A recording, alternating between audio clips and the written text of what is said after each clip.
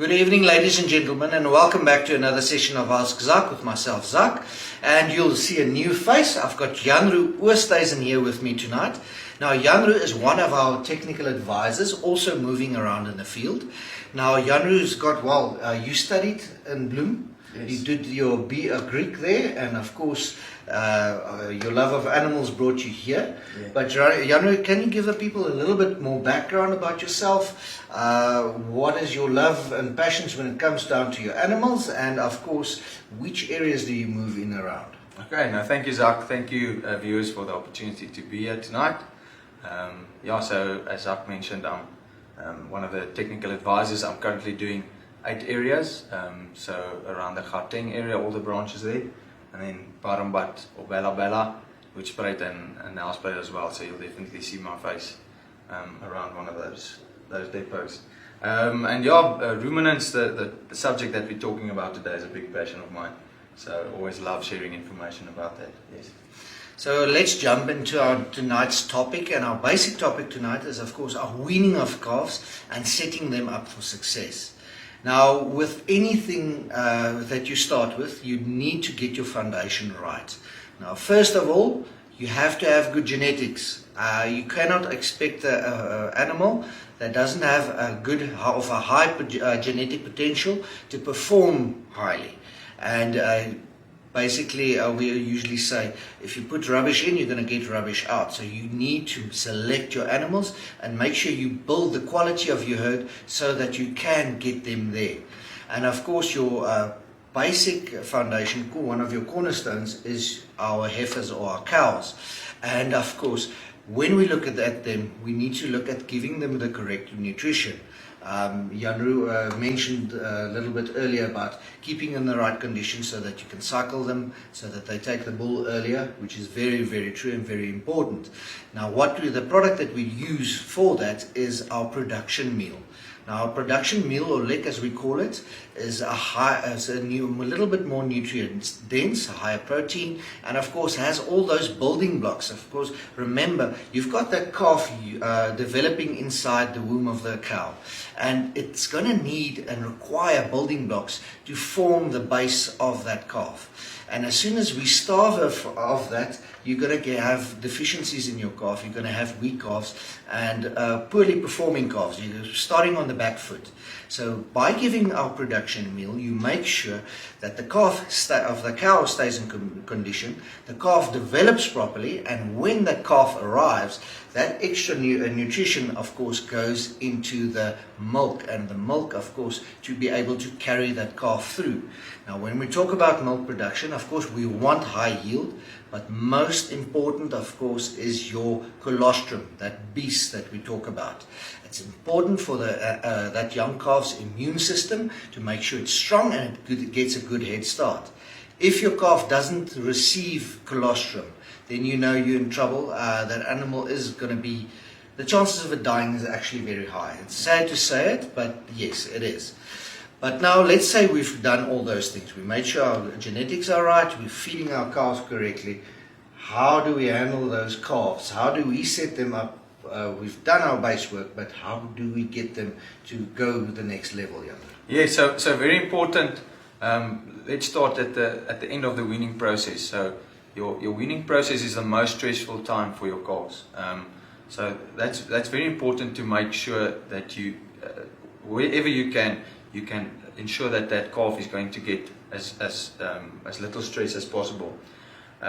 Because if you look at a weaner calf and you take it over from a normal feed and from milk over to a high density feed in preparation for the feedlot, that microbes in the stomach isn't developed yet. Okay, so that's where our full calf pellets come back in. So we're going back to the start when that calf is born.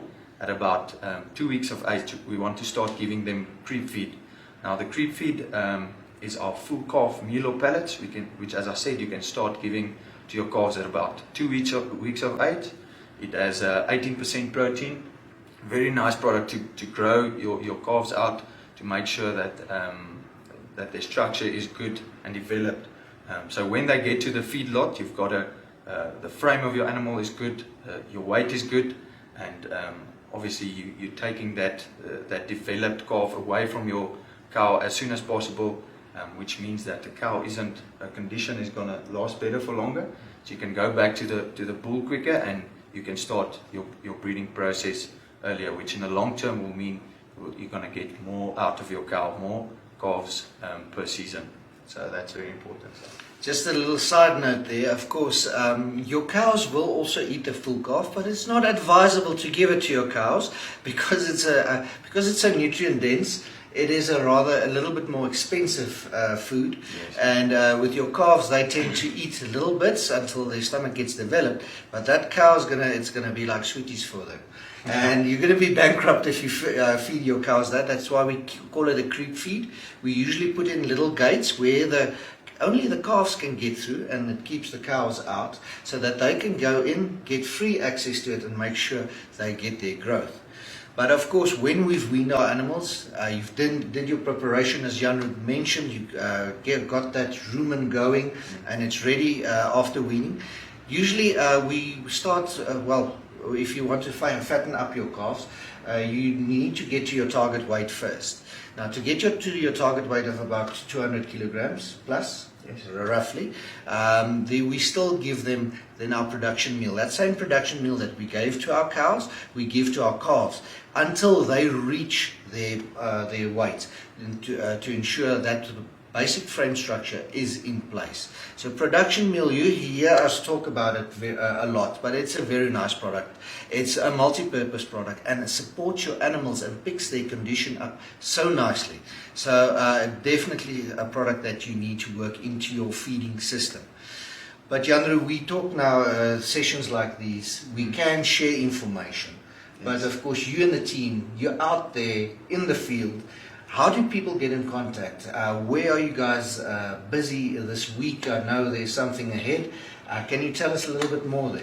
Yes, so this week we're having an information day at the Midrand branch, the 6th of October, so you're more than welcome to come and join us there. We're having a broiler and layer information day.